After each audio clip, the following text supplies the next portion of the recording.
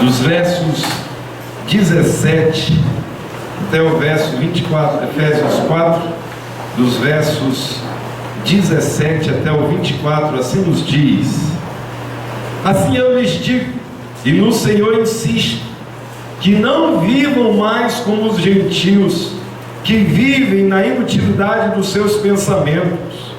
Eles estão obscurecidos no entendimento e separados da vida de Deus, por causa da ignorância em que estão, devido ao endurecimento do seu coração. Tendo perdido toda a sensibilidade, eles se entregaram à depravação, cometendo com avidez toda espécie de impureza.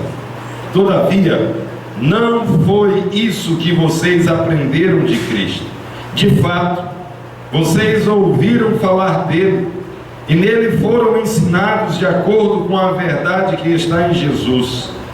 Quanto à antiga maneira de viver, vocês foram ensinados a despir-se do velho homem, que se corrompe com desejos ou por desejos enganosos, a serem renovados no modo de pensar e a revestir-se do novo homem, criado para ser semelhante a Deus em justiça e em santidade, provenientes da verdade. O cristão vive a vida cristã radicalmente diferente de um não cristão. Se você quiser anotar um tema para hoje à noite, anote esse tema. Um servo de Deus, um crente, ele vive a vida cristã radicalmente diferente de um não cristão. É assim que a vida cristã deve ser vivida. Agora, como que nós podemos viver a vida cristã assim tão radicalmente distinta de um não cristão? Em primeiro lugar, nós podemos fazer isso sabendo que os ímpios, eles vivem vidas fúteis. Parece que o termo é muito pesado, mas quem está usando não sou eu, é o Espírito Santo, quando dirigiu Paulo a registrar essas palavras. No verso 17, Paulo diz assim: assim eu lhes digo, e no Senhor insisto, que não vivam mais como os gentios, que vivem na inutilidade, na futilidade dos seus pensamentos. Entrando em capítulo 4, Paulo iniciou aquela sessão mais prática, a vida cristã. Como vivemos a vida cristã? Vivemos a vida cristã de um modo digno da nossa vocação. Vivemos a vida cristã unidos. Vivemos a vida cristã com humildade, com doçura, com paciência, suportando uns aos outros. Vivemos a vida cristã com todo o esforço para que a unidade seja mantida pelo vínculo da paz. Vivemos a vida cristã ministrando, servindo, colocando em prática os dons que nós recebemos. Vivemos a vida cristã com a operosidade desses dons, porque Cristo já venceu e Ele concedeu dons à igreja. Esses dons foram dados para que o corpo de Cristo seja equipado e seja edificado. Nosso Deus fez essas coisas com vistas, com o propósito de que nós cheguemos à maturidade, e uma maturidade medida por Cristo, para que nós não mais sejamos como meninos, para que nós não sejamos levados por todo o vento de doutrina, estando para cá, para lá, e assim ser conduzido. Não, pelo contrário. Nós somos então chamados para que nós vivamos seguindo a verdade em amor, crescendo naquele que é a cabeça, Cristo, e bem ligados, ajustados, unidos, crescendo à medida em que cada parte realiza a sua função. Paulo já nos disse essas coisas nos primeiros versos de Efésios. Agora ele vai nos dizer que nós vivemos uma vida cristã radicalmente diferente, é uma vida cristã distinta.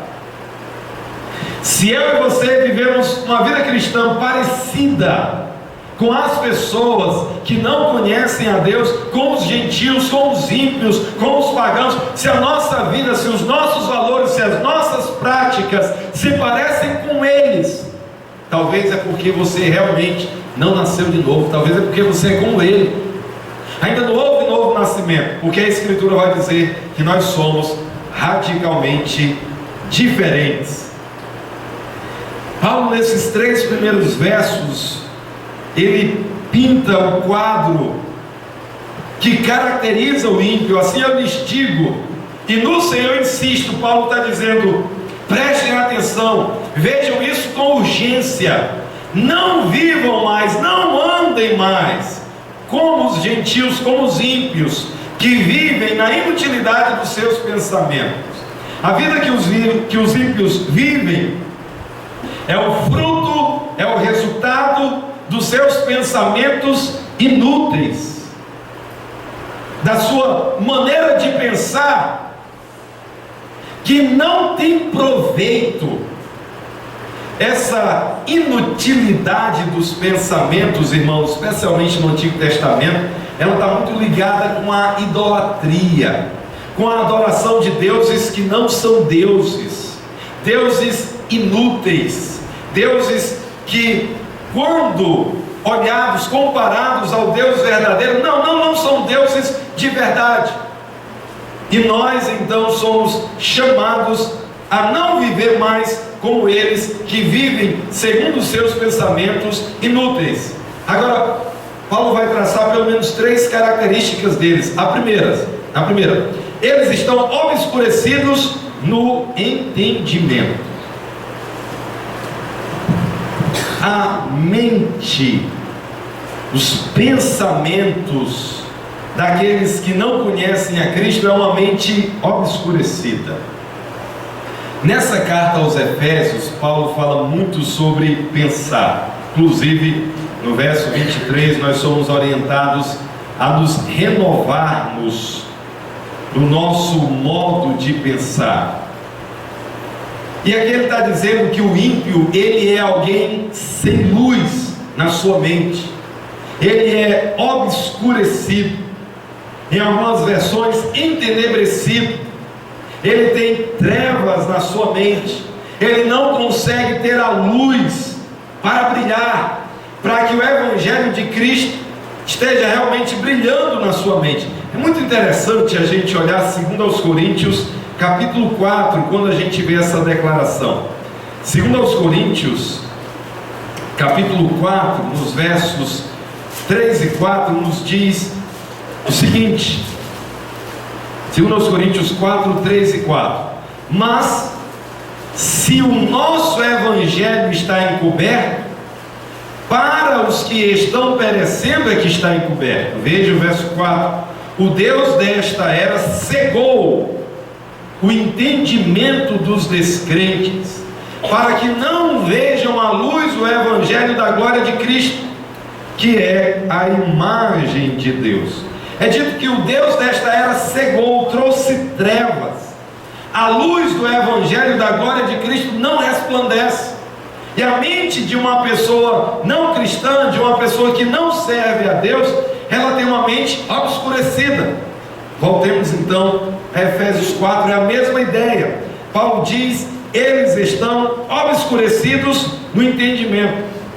Segunda característica deles, diz ainda nesse verso 18: e separados da vida de Deus. Irmãos, a vida eterna, ela é especialmente a vida de Deus em nós. Paulo disse em Gálatas 2:20: vivo não mais eu, mas Cristo vive em mim. A vida de Deus em nós. A obra que a Bíblia chama de regeneração, ela é descrita como uma nova vida. Regenerar, gerar uma nova vida. Essa é a ideia. Alguém sem Cristo, alguém que ainda não se voltou para o Senhor, é alguém sem a vida de Deus nessa pessoa, e separados da vida de Deus. não há uma relação, uma comunhão, não há um relacionamento em que a vida de Deus manifeste-se naqueles que ainda não conhecem o Senhor. Eles estão obscurecidos no seu entendimento, então na sua mente não há luz, eles também não têm a vida de Deus. E aí ele nos diz o seguinte: por causa da ignorância em que estão. A razão deles não terem a vida de Deus é porque eles vivem numa ignorância. Não pense que Paulo aqui está falando de brutalidade. Às vezes a gente diz assim: nossa, o Zé da esquina ali é muito ignorante, é muito bruto.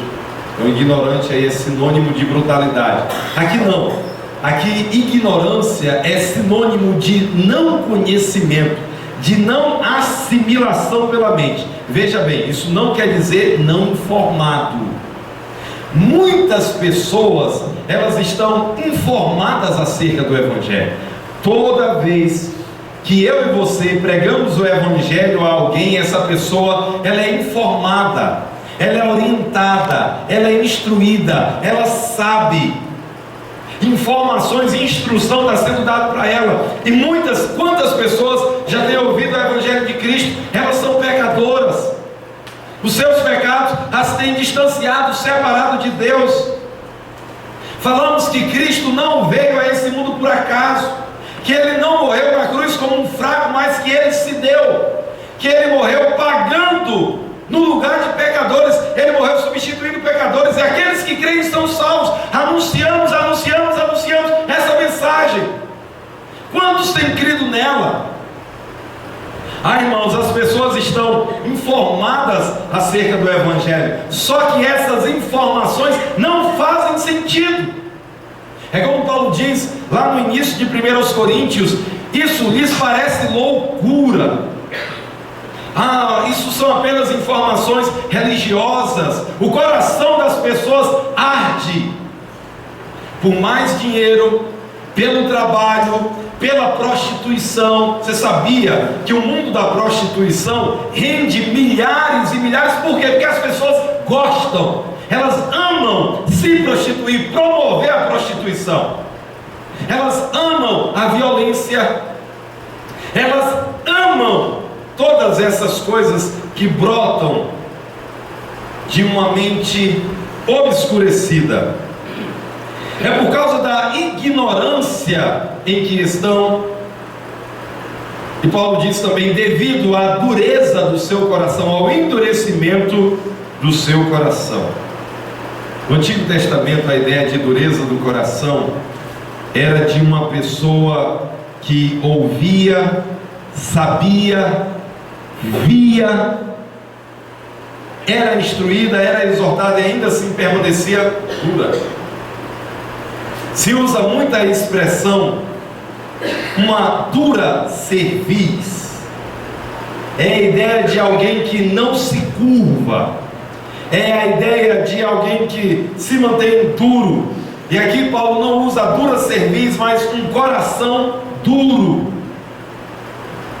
Irmãos, a maneira como Paulo escreve deixa bem claro que os homens gostam do pecado, apreciam o pecado, amam. Eles não creem porque, coitadinhos, eles estão com a mente obscurecida por causa do pecado.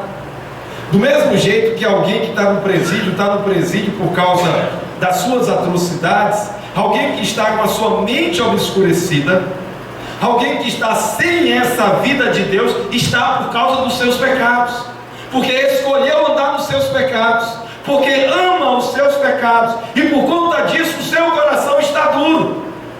A mensagem vai, mas não entra, só entra naqueles em quem Deus manifesta a sua glória de maneira soberana. Caso contrário, ele se mantém de forma dura. Ainda no verso 19: tendo perdido toda a sensibilidade, eles se entregaram à depravação, cometendo com avidez toda espécie de impureza.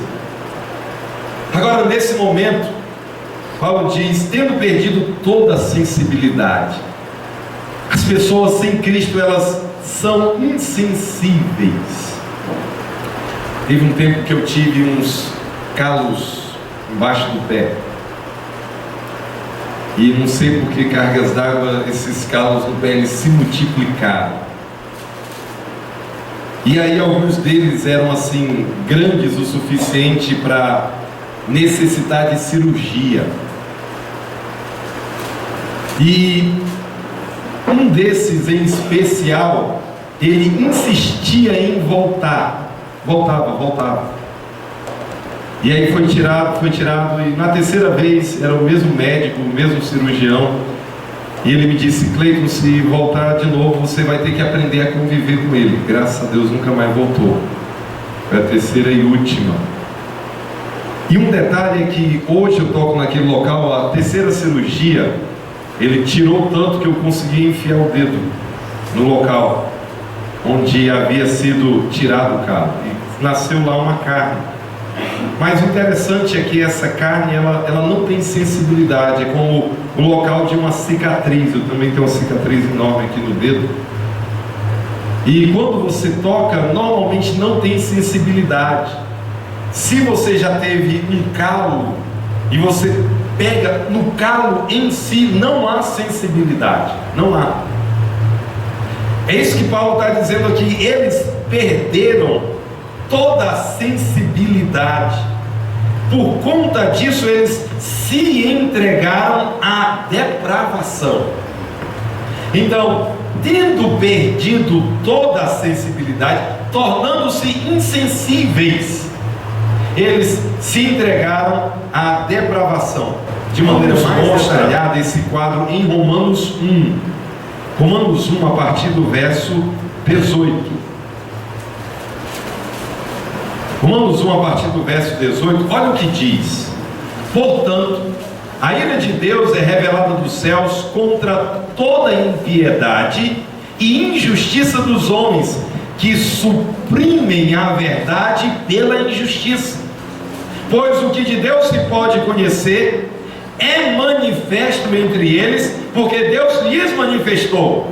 Pois desde a criação do mundo, os atributos invisíveis de Deus, seu eterno poder e sua natureza divina têm sido vistos claramente, sendo compreendidos por meio das coisas criadas, de forma que tais homens são indesculpáveis, porque tendo conhecido a Deus, não o glorificaram como Deus, nem lhe renderam graças, mas os seus pensamentos tornaram-se fúteis, e o coração insensato deles obscureceu-se. Dizendo-se sábios, tornaram-se loucos, e trocaram a glória do Deus imortal por imagens feitas segundo a semelhança do homem mortal, bem como de pássaros, quadrúpedes e répteis. Por isso Deus os entregou à impureza sexual, segundo os desejos pecaminosos do seu coração, para a degradação do seu corpo entre si. Trocaram a verdade de Deus pela mentira, e adoraram e serviram as coisas e seres criados em lugar do Criador, que é bendito para sempre. Amém. Paulo segue dizendo: por causa disso, Deus os entregou a paixões vergonhosas. Até as mulheres trocaram suas relações sexuais naturais por outras contrárias à natureza. Da mesma forma, os homens também abandonaram as relações naturais com as mulheres e se inflamaram de paixão uns pelos outros. Começaram a cometer atos indecentes, homens com homens, e receberam em si mesmos o castigo merecido pela sua perversão. Além do mais, visto que desprezaram o conhecimento de Deus, Ele os entregou a uma disposição mental reprovável para praticarem o que não devia. Tornaram-se cheios de toda injustiça, maldade, ganância e depravação. Estão cheios de engano e malícia, são bisbilhoteiros, caluniadores, inimigos de Deus, insolentes, arrogantes e presunçosos, inventam maneiras de praticar o mal, desobedecem a seus pais, são insensatos, desleais, sem amor pela família, implacáveis. Embora conheçam o justo decreto de Deus, de que as pessoas que praticam tais coisas merecem a morte, não somente continuam a praticá-las, mas também aprovam aqueles que as praticam. Nós temos aqui um quadro de entrega à depravação, e é o que Paulo está nos dizendo lá em Efésios, nesse verso 19: tendo perdido toda a sensibilidade, eles se entregaram à depravação, cometendo com avidez toda espécie de impureza. Irmãos, é assim que o ímpio é. Essas são as características do ímpio. Nós não necessariamente encontramos todas essas coisas em um ímpio só, em cada ímpio, mas esse é o retrato, é o quadro escuro que nos apresenta a história daqueles que não têm a Cristo. 3 são as características principais: sem luz, o entendimento deles está entenebrecido, obscurecido; sem a vida de Deus, a vida de Deus não se manifesta neles; sem sensibilidade. A vida daqueles que não temem ao Senhor tem essas características. Em uma medida ou outra, isso se manifesta em orgulho, em idolatria. Isso se manifesta em um desejo de uma vida vivida à parte dos padrões de Deus, à parte daquilo que Deus diz que é a verdade. Eles criam as suas verdades, eles suprimem a injustiça, eles praticam o mal e aprovam aqueles que praticam o mal, aqueles que se entregam ao mal. Assim são aqueles que não conhecem a Deus. Queridos, nós somos chamados a viver radicalmente diferente de tais pessoas. Um servo de Deus, ele é radicalmente diferente. Isso precisa ser evidenciado nas nossas vidas. Nós já sabemos que os ímpios vivem vidas inúteis. Mas, além de nós sabermos disso, nós também precisamos viver de acordo com a verdade que está em Jesus. A partir do verso 20, olha a orientação que nós recebemos. Paulo diz: todavia, não foi isso que vocês aprenderam de Cristo. Paulo diz: o quadro que eu acabei de pintar nada tem a ver com vocês.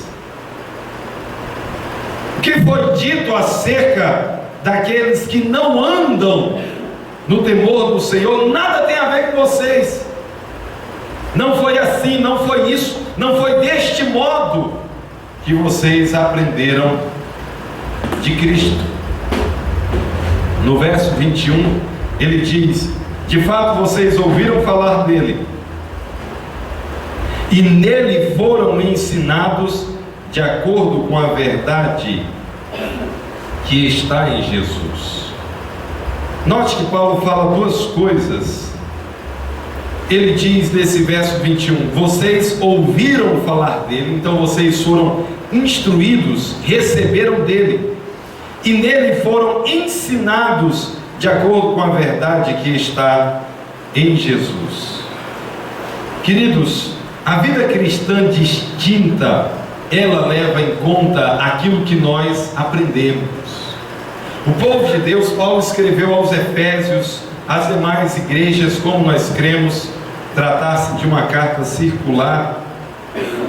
O texto é escrito para nós também, e todos aqueles que estão em Cristo, eles vivem uma vida em que essas pessoas são instruídas. Nós temos instrução. Uma das marcas da igreja do Senhor Jesus é a instrução. Na verdade, a igreja verdadeira de Cristo, ela preza muito pela instrução. Uma igreja que não prega, que não preza pela instrução, ela está deixando grandemente aquilo que o próprio Deus fez e ordenou que fosse feito. E Paulo nos diz: vocês não é isso que vocês aprenderam de Cristo, vocês ouviram falar dele, certamente vocês estão instruídos, vocês foram ensinados acerca dele. E nós então devemos ter uma vida cristã que evidencia esse ensino que está de acordo com a verdade que está em Jesus. Quando nós estamos sendo ensinados, irmãos, e veja que os 3 primeiros capítulos dessa carta, Paulo ele se debruça, Paulo ele se esforça para mostrar, para ensinar, para explicar, para esclarecer a posição que o crente tem em Cristo. Nós somos ensinados que o cristão ele é alguém abençoado. Nós somos ensinados que o cristão ele foi alguém eleito antes da fundação do mundo. Ele foi predestinado, ele foi adotado na família de Deus, ele é parte de um plano todo inclusivo. Ele foi redimido, a obra de Cristo na cruz não foi à toa. Ele foi aproximado, ele não merecia a graça, e essa graça foi dada. Ele foi alguém habitado pelo Espírito, selado pelo Espírito. Há uma garantia de que nós somos propriedade de Deus. A graça então veio nas nossas vidas e nós somos salvos não pelas obras, mas pela graça, a bondade manifestada de Deus. Antes nós, gentios, vivíamos separados, agora fomos aproximados, unidos, vivemos em uma relação, temos acesso. Paulo está dizendo, aquilo que Deus fez pelo cristão é algo glorioso. Entendemos todas essas coisas, estamos instruídos acerca de todas essas coisas. Quando então, irmãos, vivemos a nossa vida cristã, não é isso que nós aprendemos, não é viver uma vida sem luz, que evidencia a ausência da luz de Deus nas nossas mentes, na nossa vida, no nosso entendimento. Nós então somos chamados, vocacionados e somos instruídos, ensinados de acordo com a verdade que está em Jesus. A vida daqueles que estão em Cristo é uma vida marcada por ensino, por instrução. E eu e você que estamos em Cristo, eu espero, estamos bem conscientes, está bem esclarecido, está bem estabelecido no nosso entendimento. Somos diferentes, somos distintos na nossa caminhada, no nosso andar. Mas a ênfase maior nesse momento, e é o propósito de Paulo, e se harmoniza com a característica da segunda metade da carta, é que além do nosso entendimento ser diferente, a nossa prática é diferente. Ele diz assim no verso 22: quanto à antiga maneira de viver, vocês foram ensinados a despir-se do velho homem que se corrompem por desejos enganosos. Bem, Paulo agora passa para a maneira de viver, o estilo de vida. Quanto à antiga maneira de viver, vocês foram ensinados a despir-se. Queridos, a vida cristã nesse momento é ilustrado por Paulo como com roupas. Ele vai falar de despir-se do velho homem. No verso 24 ele vai falar de revestir-se do novo homem. As escrituras nos trazem uma rica variedade de expressões para referir-se, para mostrar como é que alguém que está em Cristo, alguém que está em Cristo é nova criatura, alguém que está em Cristo é alguém que se despiu do velho homem, mas se revestiu do novo homem. É alguém lavado, é alguém justificado, é alguém santificado, é alguém transformado, é alguém que teve a inimizade vencida, é alguém purificado, é alguém que é discípulo, é alguém que segue. A palavra então nos apresenta um leque amplo de expressões para dizer que aquele que está em Cristo, ele é diferente. Aqui nós somos orientados a partir de roupas. Quanto à antiga maneira de viver, vocês foram ensinados a despir-se, a tirar as roupas do velho homem. Esse velho homem, ele se corrompe por desejos enganosos. Em primeiro lugar, Paulo diz que a nossa parte dos desejos, ela é mudada.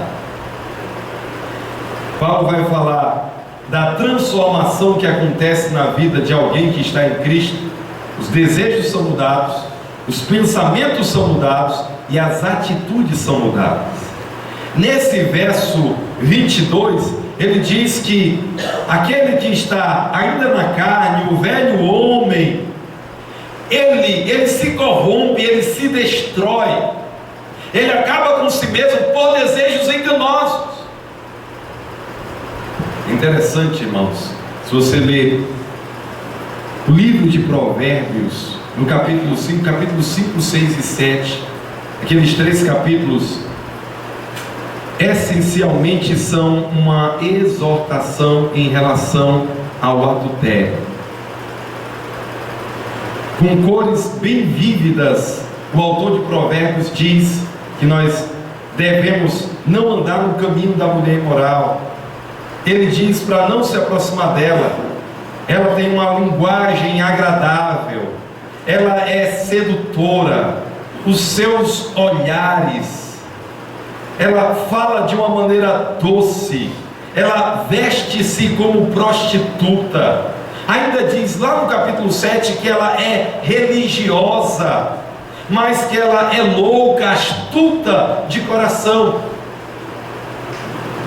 E o que é dito ali é que se deve fugir dela, com tudo que ela é e com o desastre que ela traz. O autor de Provérbios vai dizer: observe os fins dos caminhos dela, é amargoso, leva à morte, leva à sepultura. Quando Paulo está nos dizendo, nesse verso 22, ele diz: somos orientados a nós nos despirmos do velho homem, porque ele se corrompe, ele se destrói por desejos enganosos.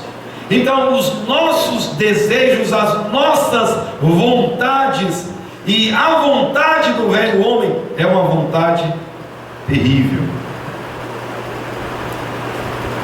Quando eu vou lá em Fortaleza, talvez pode ser que já mudou, mas um traço que é muito marcante, lá tem um prédio de esquina, e pela estrutura tudo indica que seria um prédio de vários andares. Estrutura indica isso. Foi feito lá o fundamento, eu acho que o esqueleto do primeiro e do segundo piso, mas a construção parou.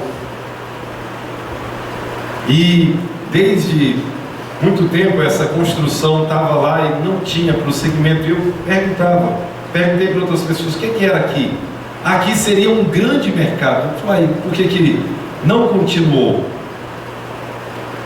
O dono do mercado, ele começou a ter 3 e eu não sei quantas mulheres, divórcio,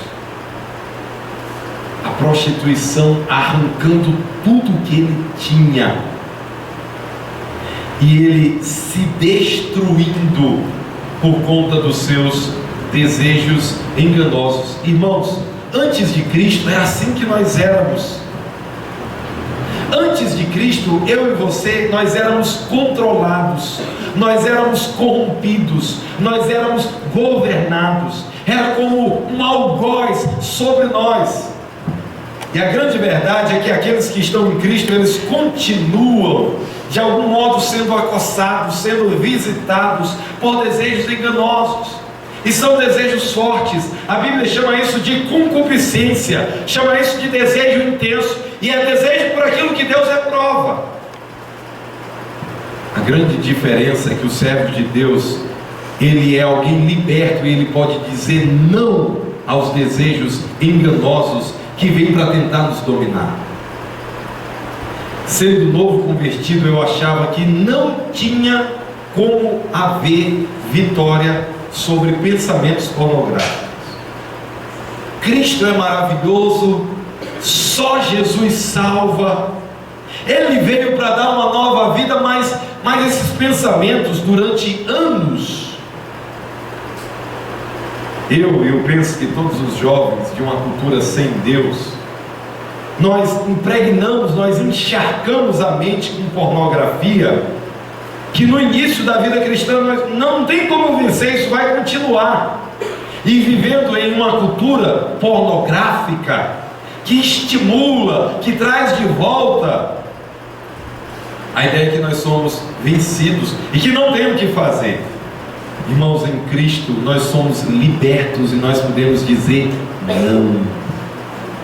Podemos dizer não aos vícios, podemos dizer não à pornografia, podemos dizer não à prostituição, podemos dizer não a esses desejos que vêm com toda a força para que nós façamos aquilo que não agrada a Deus, mas são desejos que nos corrompem. A Bíblia chama de desejos enganosos, desejos do engano. Eu e você podemos e devemos dizer não, não, não, não. Alguém que está em Cristo, ele é radicalmente diferente, porque ele se despiu do velho homem e ele venceu os seus desejos enganosos. Talvez você hoje à noite está lutando com desejos maus. Talvez, se você é a semelhança de um pregador do passado, pregador batista chamado John Bunyan, ele dizia que ele era escravizado a jogar praga nos outros. Eu imagino que depois de convertido ele ainda tinha essa tentação de praguejar. Talvez você tenha desejo de jogar praga, não sei se você era como John Bunyan. Alguém te irrita, a sua vontade imediata. Talvez os seus desejos são pornográficos. Mesmo Cristo já tendo vindo, você continua com uma mente escravizada pela pornografia. Você vive em aventuras sexuais na mente, com uma mulher que não é a sua mulher. Talvez você ainda não necessariamente entrou no casamento e a mente é escravizada pela pornografia. Isso pode acontecer com jovens, com pessoas adultas, com homens, com mulheres. Cresce o percentual de mulheres querendo revistas pornográficas. Talvez você tenha outros desejos enganosos. Tem gente que tem uma atração fortíssima por chocolate. Já tem vários problemas de saúde, mas é uma verdadeira escravidão.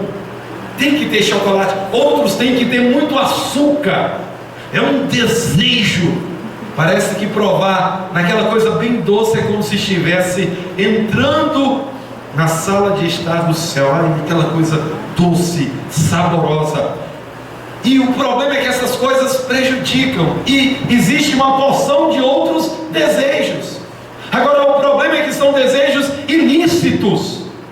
Os que estão em Cristo venceram. Querido, talvez você está lutando, continue lutando. Há uma provisão em Cristo para você ser vitorioso nessa luta, no sentido de que eu e você não precisamos viver escravizado a nada nem a ninguém. Nós somos libertos de uma tal maneira, nos despimos do velho homem de uma tal maneira que não precisamos viver escravizados a coisa alguma. Talvez você pode estar pensando: ah, pastor, mas já tentei, já lutei contra isso. Continue lutando, Continue buscando, continue orando, continue enchendo a sua mente da palavra de Deus, das glórias do Senhor Jesus Cristo. Continue buscando fazer de Cristo o seu supremo prazer. Ele vai transformar, Ele vai tirar os desejos enganosos. Mas além disso, veja o verso 23. Além de nós nos despirmos do velho homem, que se corrompe e se destrói por seus desejos enganosos, nós também somos orientados a sermos renovados no nosso modo de pensar. Irmãos, como Efésios nos desafia vez após vez a mudarmos, a renovarmos o nosso entendimento. Lá em Romanos 12, 1 e 2, Paulo faz essa mesma coisa. Rogo a vocês, pelas misericórdias de Deus, que vocês renovem a mente de vocês. Apresentem os corpos de vocês como sacrifício vivo, santo e agradável a Deus, que é o culto, o vosso culto racional. E não vos conformeis com este século, mas renovai-vos, transformai-vos pela renovação da vossa mente, para que vocês experimentem qual seja a boa, perfeita e agradável vontade de Deus. Essa instrução de renovação da mente. Deixa eu te dizer como é que acontece a renovação da mente. A renovação da mente acontece através do pensar. E eu e você, nós temos pensamentos que muitas vezes não são pensamentos bons. Precisa acontecer uma renovação da mente, outros pensamentos. Além disso, nós, quando chegamos para Cristo, nossos pensamentos antigos não são automaticamente arrancados. Nós ainda conservamos uma cosmovisão antiga. Às vezes ainda guardamos algumas ideias que nós olhamos certo tempo depois. Deus, como é que eu ainda acreditava nisso? Você sabia que tem novo convertido que não passa por debaixo da escada? Especialmente se ele ainda não cresceu.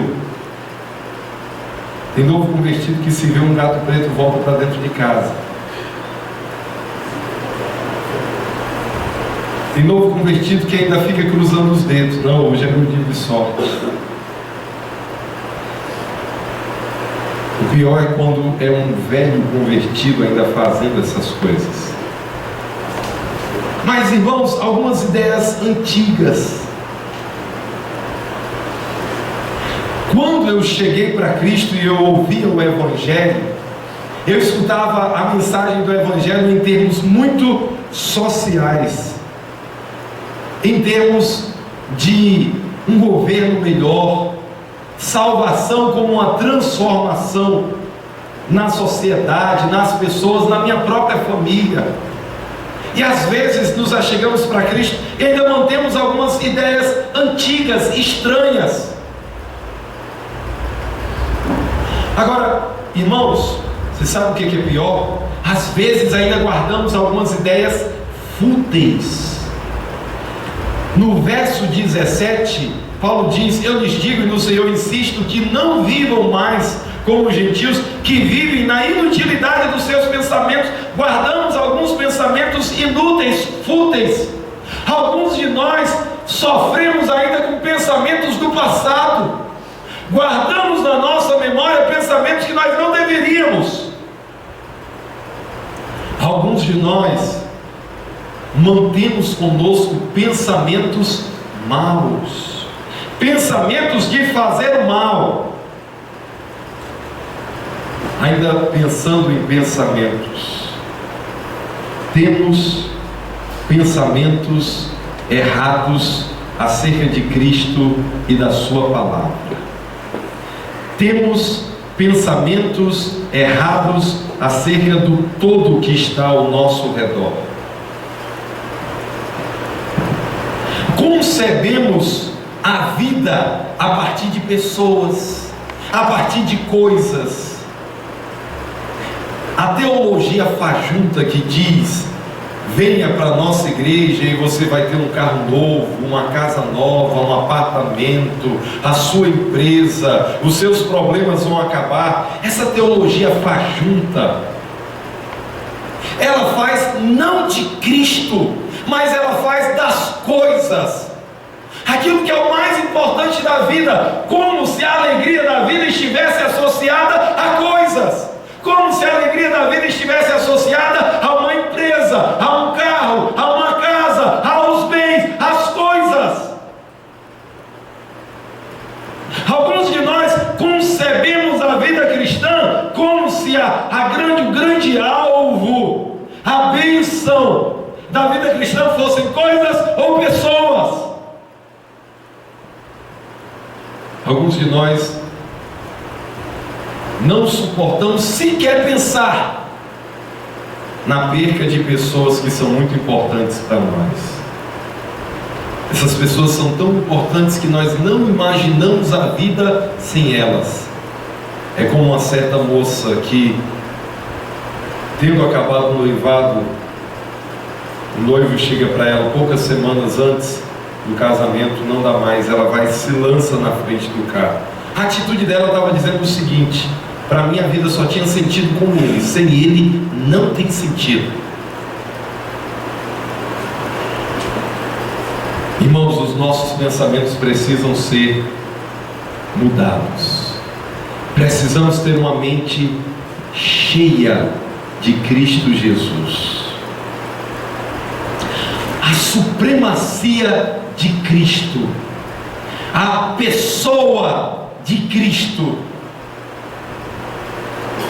ver a nossa vida a partir de Cristo como sendo a mola mestra da nossa vida. É interessante, se você virar aí 3 ou 4 páginas na sua Bíblia, Filipenses 3, 7 e 8, Paulo diz: mas o que para mim era lucro, passei a considerar como perda por causa de Cristo. Mais do que isso, considero tudo como perda, comparado com a suprema grandeza do conhecimento de Cristo Jesus, meu Senhor, por quem perdi todas as coisas, eu as considero como esterco para poder ganhar Cristo.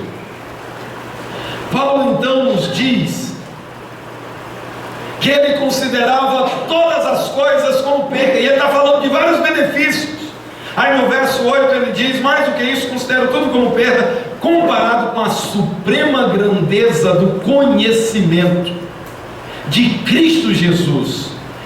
Aquilo que era realmente grande para Paulo, aquilo que era realmente supremo na vida dele, aquilo que realmente fazia a diferença, aquilo que ditava a vida ou a morte, aquilo que trazia para ele o sentido da vida ou não, era Cristo Jesus. Não pessoas, não coisas, não bens,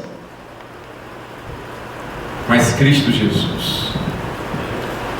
Uma vida em que a suprema grandeza de Cristo controla essa vida, essa mente, vai ser uma vida vivida nos novos padrões do Evangelho. Antes, irmãos, era isso que fazia sentido para nós: coisas, pessoas, estágios, empresas, o que o vil metal pode dar. Era isso que fazia sentido. Era isso que estava dentro dos nossos sonhos. Mas agora deve ser Cristo Jesus. A vida tem que ser interpretada a partir dele. Ele é que deve ser o sentido completo das nossas vidas.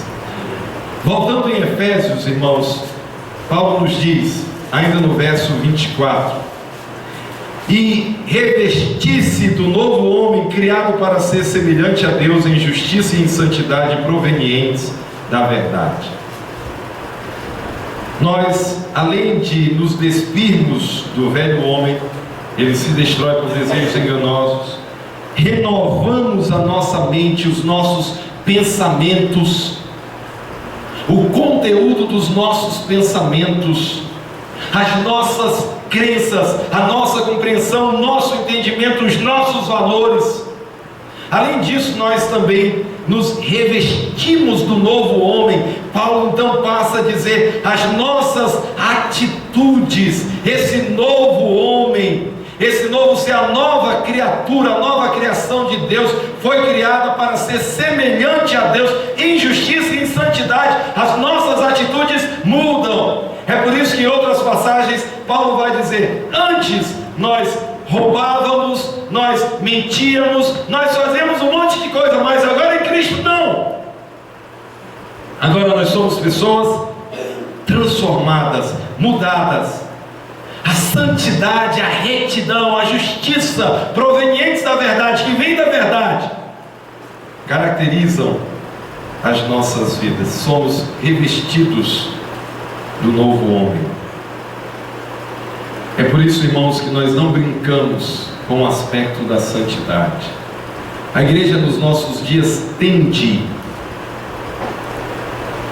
a não ter uma pregação que desafie o povo de Deus à santidade. Isso é altamente perigoso. Os valores do Evangelho estão sendo negociados. Uma pregação que confronta o pecado de maneira mais aberta, mais intensa, mais ousada, é tida como uma pregação que afasta pessoas. E a igreja, em parte, se curvou diante do Deus da numerolatria.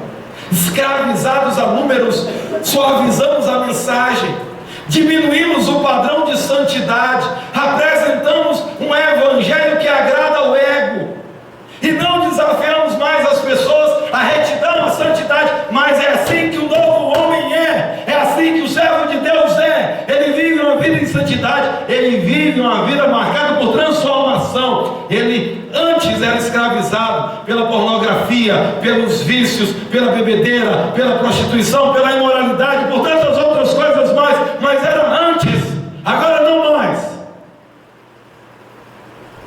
Agora é um novo homem. Agora ele compra e ele cumpre os seus compromissos, ele não fica mais devendo. Agora ele chega para um relacionamento, e esse relacionamento é santo, a respeito, a palavra de Deus é levada a sério. Falamos e cumprimos a nossa palavra, abandonamos a mentira. E andamos e nos portamos como servos de Deus. Santidade é a palavra que define o novo homem. A igreja nos nossos dias é sensual, imoral, gosta de mensagens de autoestima, quer pecar e quer que ninguém diga nada contra o seu pecado, quer pecar e quer que ninguém coloque o dedo na ferida, quer viver uma vida de sensualidade e prostituição, e quer que as coisas continuem como se nada acontecesse. Quando eu falo, irmãos, prostituição, não pensem só no sentido imoral. Muitas vezes a Bíblia diz que a prostituição acontece na adoração. A igreja se curva diante de outros deuses, faz de outras pessoas os seus deuses, das coisas os seus deuses, e se curva diante deles, e vive um cristianismo muito estranho, muito esquisito, de acordo com aquilo que nós recebemos nas Escrituras. Mas o resumo da nova vida é santidade. Será que eu e você temos buscado esses padrões?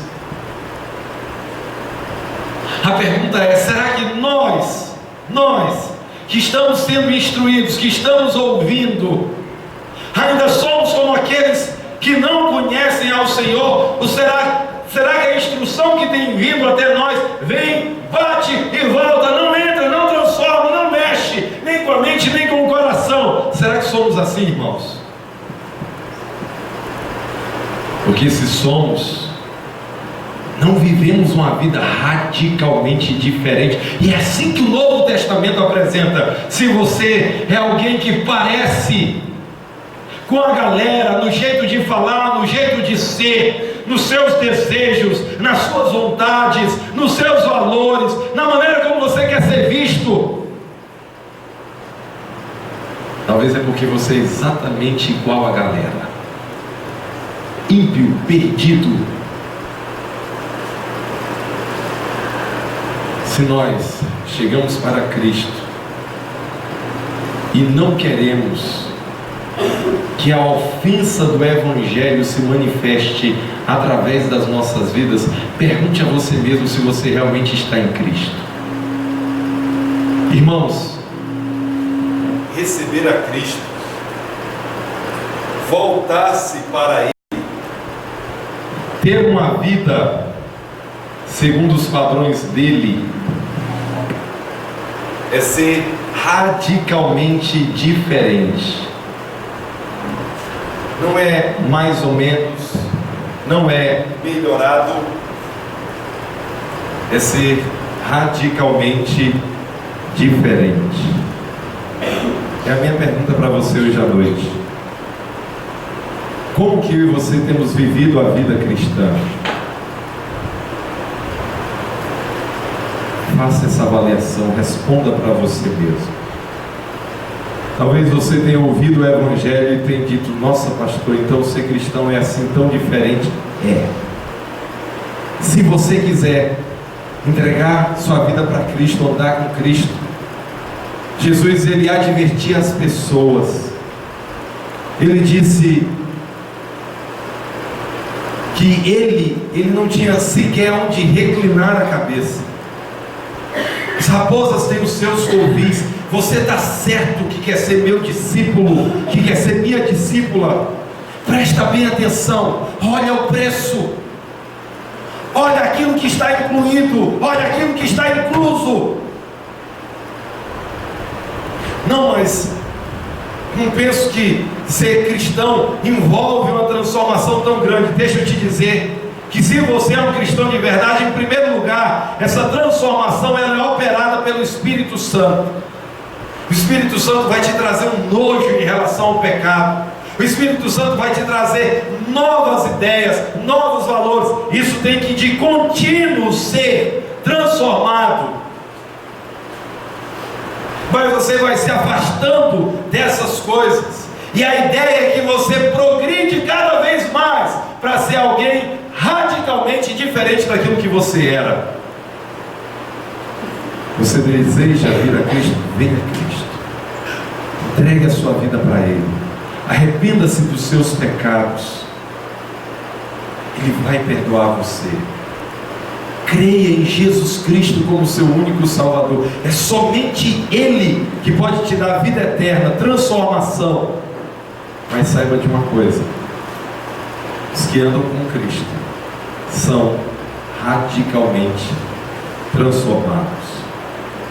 Pastor, e aquelas pessoas que se dizem cristãs, mas andam do mesmo modo, talvez nunca conheceram o Senhor, nunca provaram dele, nunca tiveram um encontro verdadeiro com Jesus Cristo, continuam amando o pecado, continuam fazendo tudo aquilo que faziam antes.